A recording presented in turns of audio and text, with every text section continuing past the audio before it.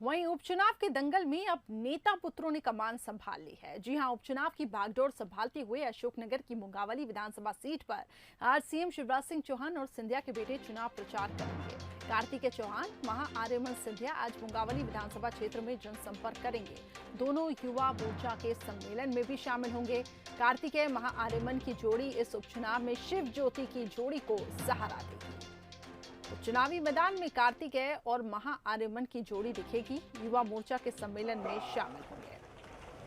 3 तस्वीरें अब आपको दिखा रहे हैं। पहली तस्वीर शिव ज्योति की ये जोड़ी जो इस वक्त लगातार मैदान में डटी हुई है और मोर्चा संभाले हुई है। दूसरी जो उमा भारती और प्रहलाद की जोड़ी, केंद्रीय मंत्री प्रहलाद पटेल, और तीसरी जोड़ी हम दिखा रहे हैं कार्तिकेय और महाआर्यमन, एक युवा जोड़ी, और जो कि अब चुनाव प्रचार की बागडोर संभालने जा रही है।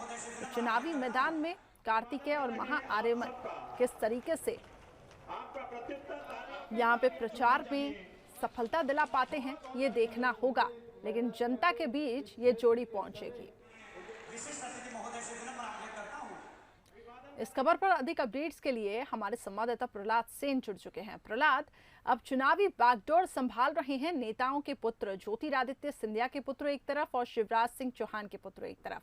किस तरीके से इस जोड़ी को देखा जाए, और इसके साथ ही जैसे कि हम देख रहे हैं शिव ज्योति की जोड़ी जो कि लगातार मैदान में डटी हुई है, ऐसे में ये माना जा रहा है कि कार्तिकेय और महाआर्यमन की जोड़ी इस उपचुनाव में शिव ज्योति की जोड़ी को सहारा देगी।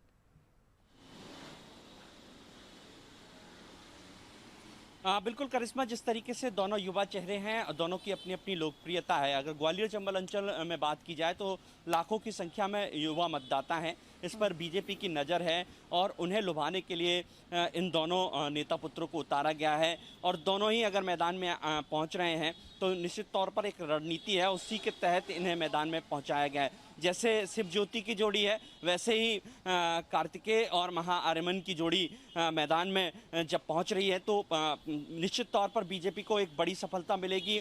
और बीजेपी का जो पूरा चुनावी कैंपेन है वो थोड़ा सा उसे मूवमेंट मिलेगा युवाओं में खास तौर पर। और युवा मतदाताओं को लुभाने के लिए जिस तरीके से कांग्रेस भी प्रयास कर रही है, लेकिन बीजेपी का ये एक्शन प्लान कहां तक कारगर साबित होगा ये तो आने वाला वक्त बताएगा। लेकिन दोनों की अपनी अपनी लोकप्रियता है। महाआर्यमन की अगर बात की जाए तो विशेषकर ग्वालियर चंबल अंचल में उनके कई फॉलोअर्स हैं, और गुना अशोकनगर ये मुंगावली वाला क्षेत्र है, उनके जो राजवंश का जो प्रभाव है उसका फायदा भी बीजेपी को मिल सकता है। वहीं कार्तिकेय की बात की जाए तो वे मुख्यमंत्री शिवराज सिंह चौहान के बेटे हैं। इससे पहले भी चुनाव में वो मैदान में आ चुके हैं, लेकिन एक बार फिर वो मैदान में है। तो निश्चित तौर पर बीजेपी इसे भुनाएगी कि युवाओं में किस तरीके से पहुंचा जाए, कैसे अपनी बात पहुंचाई जाए। तो इन दोनों नेताओं की लोकप्रियता का फायदा बीजेपी को कहीं ना कहीं मिलेगा। चलिए, ये प्रहलाद अब देखना होगा कि ये स्ट्रैटेजी कारगर साबित होती है कि नहीं, क्योंकि जिस तरीके से युवा वोटर्स को लुभाने के लिए अब ये जोड़ी मैदान में उतरेगी,